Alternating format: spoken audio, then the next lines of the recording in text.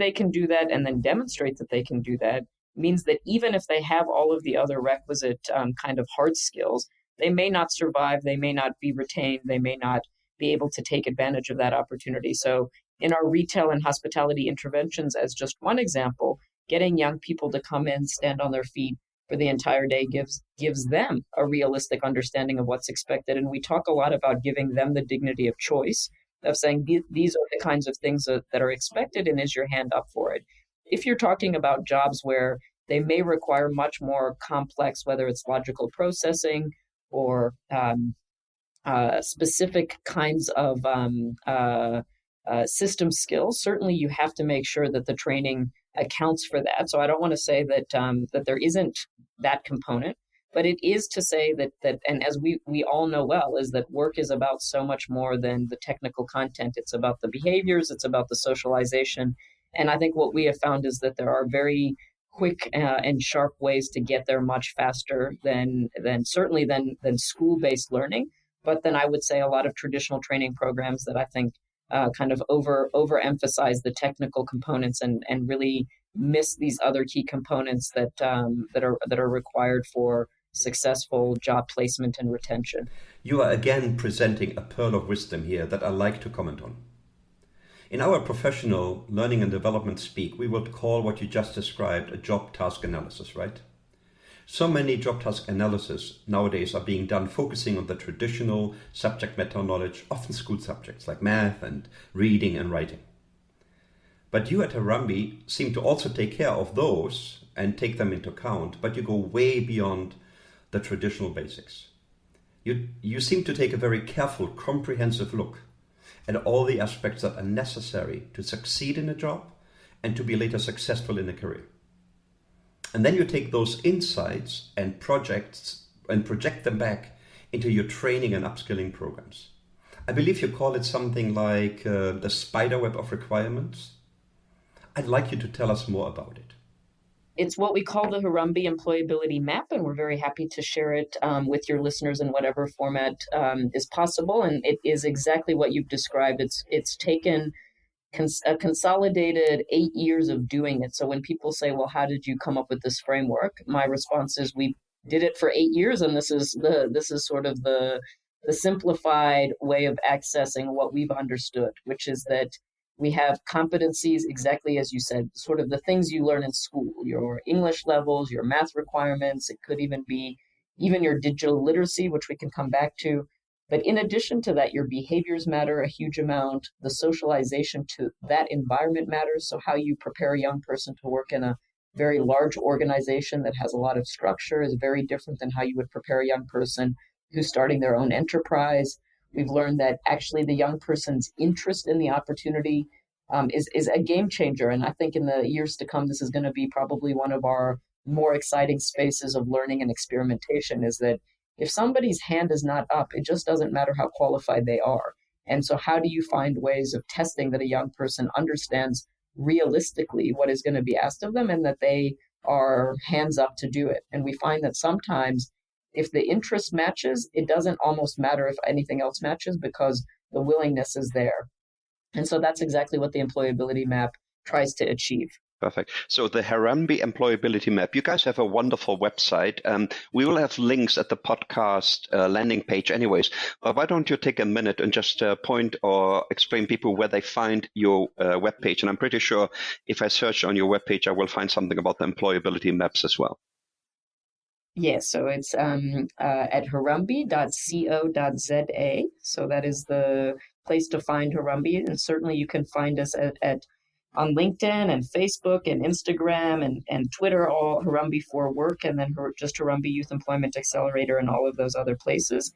And on our website is an opportunity to engage with our content and certainly to reach us if any of your listeners would like more information. Perfect. So harambee.co.za for our US listeners as well.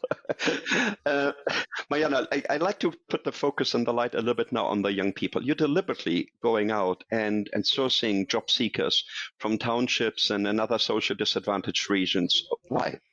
To be candid, Lutz, that's where all the talent is in South Africa, if I'm honest with you. If you look at The construct of our economy, we have the majority of our young people living in townships where access to opportunity is too uneven for the talent that is there.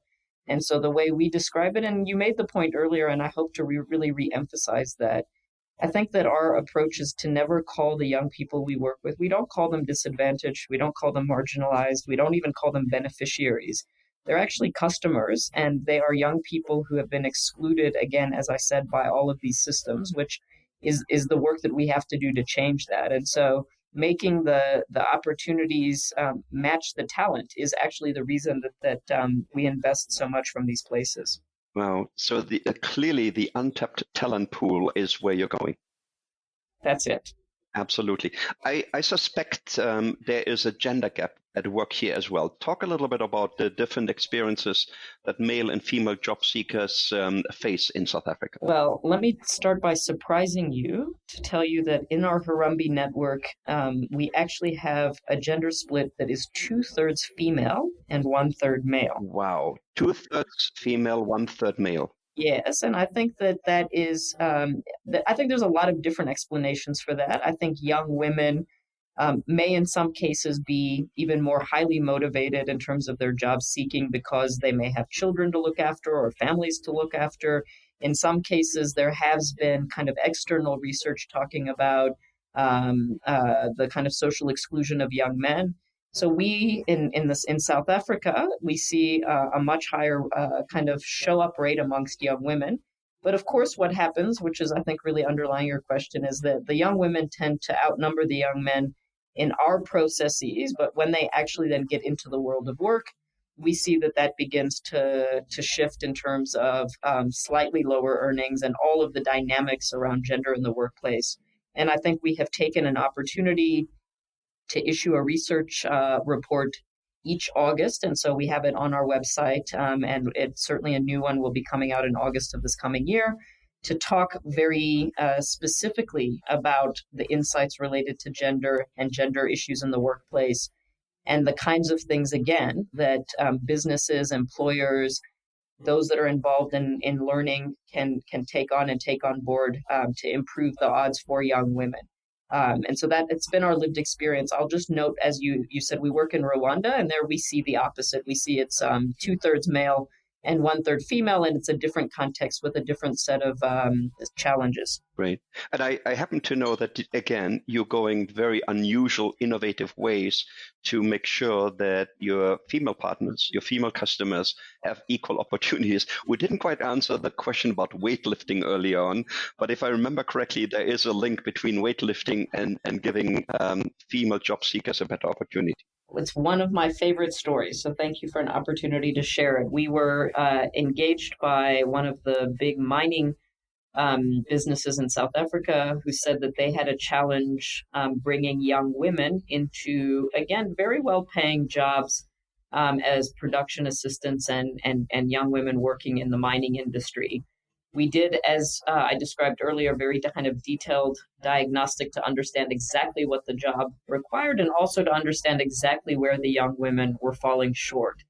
And the result of that analysis is there was only one place that the young women were struggling to pass all of the requirements for this job, and it was a strength test. And I mean, we understand the employer's rationale for, in this environment, you do have to be able to demonstrate your ability to pick things up and move them. And so the idea was to say, how do we get the pass rates of the young women just on this one test? That was the only thing. They were passing every other part of the hiring process. And so the training was a boot camp where we lifted weights, and it took about 6 weeks of doing that to increase the pass rate from 8% to 77%. And what's interesting is, of course, we were able to also layer in nutrition advice, how to take care of yourself. And so many of these things are not because the women weren't lifting weights. It's obviously because some of the effects of poverty in terms of their nutrition and their ability to get themselves stronger were at play. But it was exactly one thing, which was learning how to lift weights, that got them into these very well-paying jobs. You talked about a proper job task analysis early on. The story you just shared with us is another example for it. You very carefully deciphered what the job needed and then translated it into an effective and in fact very simple intervention that opened doors for those young women. What a wonderful story to share. We talked already a little bit about employers and your partnership with employers. Many of our listeners indeed are working for large or mid-sized organizations with a constant recruiting and hiring need. I'm wondering, Maryana, do you have any advice for our listening HR professionals, the recruiting expert, the learning and development managers in relationship to, let's say, talent spotting and talent developing? I would say that the first order of business, certainly I think for human capital practitioners or people that are focused in that part of an organization, is to really understand what the business needs for success. I think that the reason we succeed with employers is because we're really trying to understand what problem they have and help them solve that problem.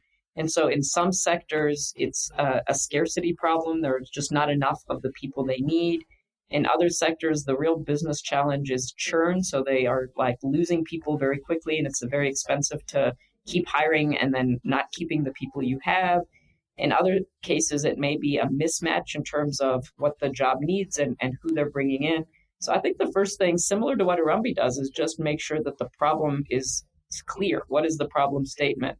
I think then exactly what I've described is like, do we really understand and are we open to thinking differently about what the job requires? And I think jobs are changing at such a pace in the world today that using kind of standardized tests and old methodologies is just going to be uncompetitive, I think, for businesses.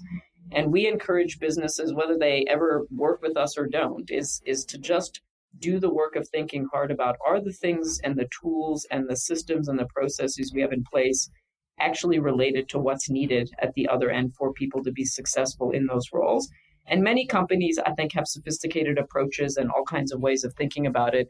But I do think that the openness and the change management to thinking differently is something that I know is true across the board. I would argue that any business who is using a very traditional school-based math test, unless that job is one where you come and literally do arithmetic or you literally have to do geometry, what we see is that people use math tests as a proxy for measuring logical thinking or problem solving or even intelligence. And that is like an inappropriate tool to measure those things. There are many better and other ways to do that. And so when we meet with businesses who are using a math test, that's usually the first kind of conversation point to just try to understand why they're doing that. Yeah, you're making a wonderful plea again for anybody that is in the hiring, running a company role or whatever, to look at your own practices, your own expectations, your own hiring policies, you name it, because otherwise you will not be able to tap into the talent pool that's out there. Talking about untapped talent pools, in previous podcasts in this Learning for Good series, we talked about the future of the global workforce is in Africa.